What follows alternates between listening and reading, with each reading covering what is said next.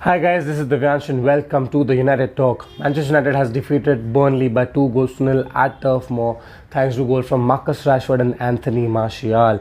When the team sheet came out, when the team news came out, I was actually scared because that midfield of Andres Pereira, Matic and Fred scared me.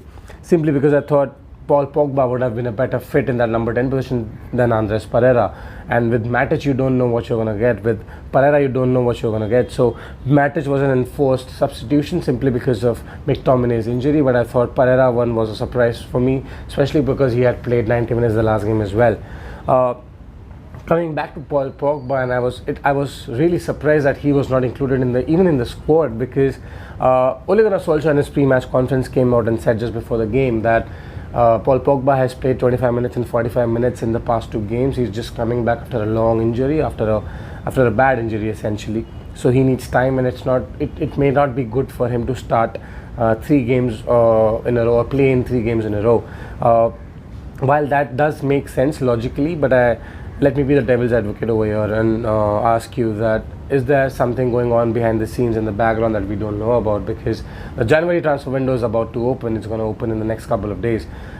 We all know Paul Pogba wants to move. Paul Pogba wants to go to Real Madrid in the transfer window. Whether it's going to be summer or January, we don't know. I don't think it's going to be January, but you never know with all these things. Coming back to the match, I think Andres Pereira did justify his selection because I think he had a good game.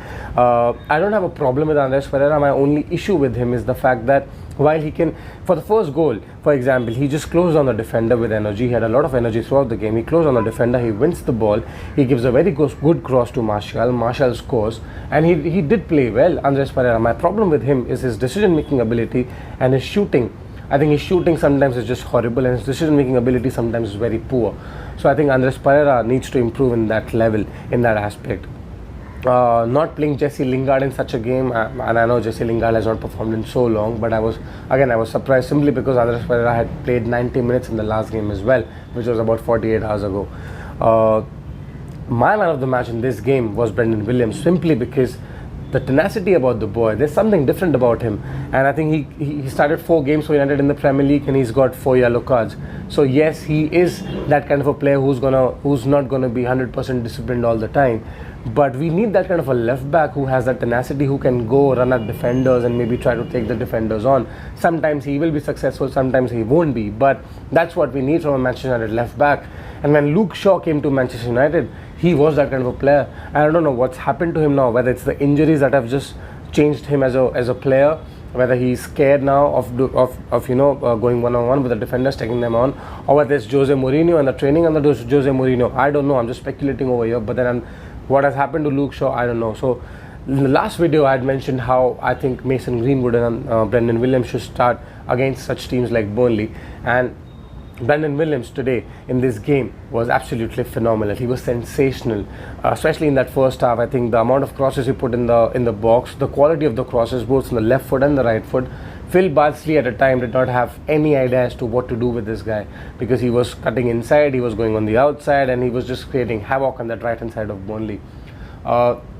This was, all in all, a complete performance by Manchester United, and I know this was not a very creative performance. This was not something that's a very catchy on the eye, but against a team like Burnley, who although doesn't have that kind of a creativity, and I think they rank the worst in the Premier League right now along with Watford in terms of their creative abilities, because they've not scored a goal in I don't know how long. They didn't even have a shot on target in so long, and the only shot on target, by the way, was by Phil Bardsley, and David De Gea had to make a good save. So the clean sheet that United have because of this game will give a lot of confidence to David De Gea, especially after the howler he had against Watford. I think Maguire and Lindelof also marshalled the backline pretty well. But I think such games, coming back to what I was saying, such games against teams like Burnley, you need not have a very creative performance, but you need to have a performance full of grinding, full of grittiness about you. And that's what Manchester United did. They scored the first goal. And yes, it was an error by the defender, but I think it was an enforced error, not an error out of the defender's own problems. I think it was closed down very quickly by Andres Pereira, and that's why we got the ball. These kind of performances need to happen at a consistent level, at a very regular basis. for Manchester United against teams like Burnley, because they are going to sit and defend, and that's the only way to bring them down or to break them is through the creativity and through performances like these. So I'm very happy for United. And where are you Ole outers now? Where are you hiding now? Because can't you see Manchester United is actually improving? Now this is a process. There are still going to be bumps on the road moving forward, but this is a process, and just sacking another manager is not an answer. So after having 2 wins in 2 consecutive games, where are you hiding now? Moving on, I think United haven't won 2 games in a row in the Premier League on the road in this year in the Premier League essentially, and the next game we have is against Arsenal away from home at Emirates on the New Year's Day. And Arteta versus Solskjaer, it's a dream tie to have if you're a football supporter in general, because 2 players, two crowned players becoming managers of their respective clubs, both clubs in dire need of some good results and performances. It's going to be an interesting matchup. I think it's going to play into United's hands, because Arsenal are playing at home and they're going to sit, and they're going to not sit, sorry, they're going to come out and try to attack us, and we're going to try and hit them in the counter attack, and that's where we play our best football right now. However, I think we should not get carried away. I think we need a series of performances, a series of wins, maybe 8 to 9 wins in about 12 to 13 next matches, simply because the top 4 door is now open, and the way Chelsea has been performing, the way Tottenham has been performing, Tottenham has drawn the game this weekend, so the way these 2 teams are performing are rivals for the top 4 spot essentially.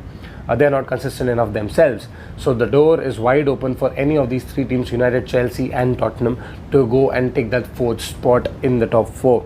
I think Sheffield United and Wolves, we don't know what you're going to get from these 2 teams in the second half of the season. I think Wolves are playing at Liverpool and Sheffield are playing at City this weekend. So our competitors in terms of being a top 6 or a top 4 race are they're playing difficult games, and I don't see them winning these games. I see City bouncing back from their defeat against Norwich. So it's a good weekend for us because we've won. Because if Chelsea draws against Arsenal, we are just 2 points away from the top 4 essentially.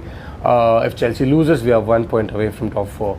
So it's a good start, but we need to continue this. We need to continue this momentum. I think the creativity is now slowly coming. And I think in the first half, I saw Martial and Rashford with those one touch football. But it was good to see that United did grind out the result, and they played actually well. They a clean sheet to celebrate after a long time.